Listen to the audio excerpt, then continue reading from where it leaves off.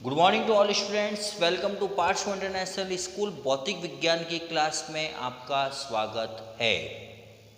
Last class में हमने विमाओं के अनुप्रयोग पढ़े थे, जिसमें से पहला अनुप्रयोग और दूसरा अनुप्रयोग हमने किया था। जिसमें फर्स्ट अनुप्रयोग हमारे पास में था कि कोई भी आपको भौतिक राशि दी हुई है उसको एक मात्रक प्रणाली से दूसरे मात्रक प्रणाली में हम परिवर्तित कर सकते थे। दूसरा अनुप्रयोग हमने पढ़ा था कि अगर कोई भी आपको सूत्र दिया हुआ है तो उसको हम सत्यता की जांच हम कर सकते हैं। तीसरा अनुप्रयोग विमाओं के द्वारा सूत्र की व्युत्पत्ति करना। देखो, कोई भी एक अधूरा सूत्र अगर आपको दिया हुआ है, उसमें घात नहीं लगी हुई है या कोई वैल्यू मिसिंग है, तो हम उसमें विमाओं के द्वारा इसको हम सॉल्व कर सकते हैं और सूत्र की व्युत्पत्ति को कर सकते हैं। देखो कैसे कर सकते हैं, एक क्वेश्चन हम लेके देखते हैं। अभिकेंद्रीय बल F है, निर्भर करता है द्रव्यमान m पर, वेग v पर और त्रिज्या r, तो बल का सूत्र होगा। थोड़ी बारिश की वजह से चौकों में सीलन आ रही है तो उसमें थोड़ा साफ दिखने हो सकता है, साफ नहीं दिखे तो आप मैं जो बोल रहा हूँ उसको सुने, ठीक है। तो अभिकेंद्रीय बल F निर्भर करता है द्रव्यमान m पर, वेग v पर और त्रिज्या, तो बल का सूत्र होगा। देखो हमें क्या दे रखा है, F समानुपाती है m की पावर a, v की पावर b और r की पावर c।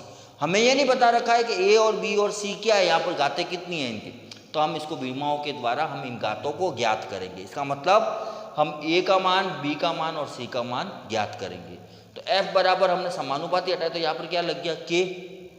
तो f बराबर k, m की पावर a, v की पावर b और r की पावर यहाँ पर कितना हो गया, c। इसको हमने दे दिया समीकरण नंबर 1। जहाँ पर f जो है वो क्या है, फोर्स का मतलब बल, ठीक है। और बल की विमा क्या होती है, m1 l1 t-2। मास m क्या है, मास का मतलब द्रव्यमान, यहाँ पर इसकी विमा क्या हो गई m1। और v का मतलब वेलोसिटी का मतलब वेग की विमा यहाँ पर कितनी है, l1 t-1।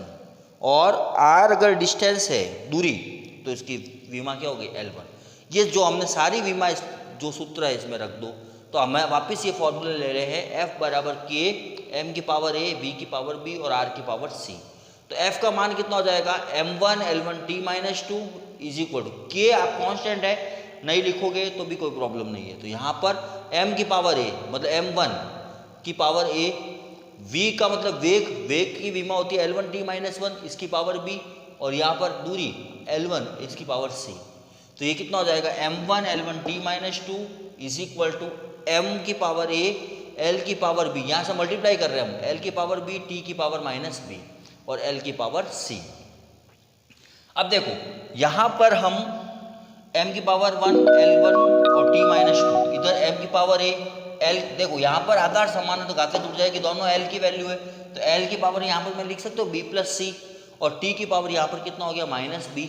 तो दोनों तरफ हम जब तुलना करेंगे तो यहाँ पर देखो m की पावर 1 है, इधर m की पावर 1 कितनी हो गई, a, तो a बराबर क्या हो गया, a 1, ठीक है। इसी प्रकार से यहाँ पर l की पावर कितनी है, b + c है, यहाँ पर l की पावर 1 है, तो b + c is equal to 1, ठीक है। और ऐसे कैसे -b इज इक्वल टू -2, तो यहाँ से माइनस कैंसिल हो गया, b का मान 2 आ गया। अब b का मान 2 यहाँ पर पुट कर दो तो c का मान भी आ जाएगा, तो 2 + c बराबर 1, तो c बराबर 1 - 2, तो c बराबर -1। a का मान 1 आ गया, b का मान 2 आ गया और c का मान -1 आ गया। तीनों मानों को आप समीकरण a b c में रख दो, तो क्या हो जाएगा, f is equal to k, m की पावर a है तो a की जगह हमने क्या रख दिया, 1, v की पावर 2 है, ठीक है, और r की पावर -1 है, तो r की पावर -1 को मैंने वापस अपॉन में हर में भेज दिया, तो f बराबर क्या हो जाएगा, kmv²/r। ये एक सूत्र बन गया अभिकेंद्रीय बल का, f बराबर kmv²/r होता है। इस प्रकार हमने विमाओं के द्वारा सूत्र की व्युत्पत्ति की है।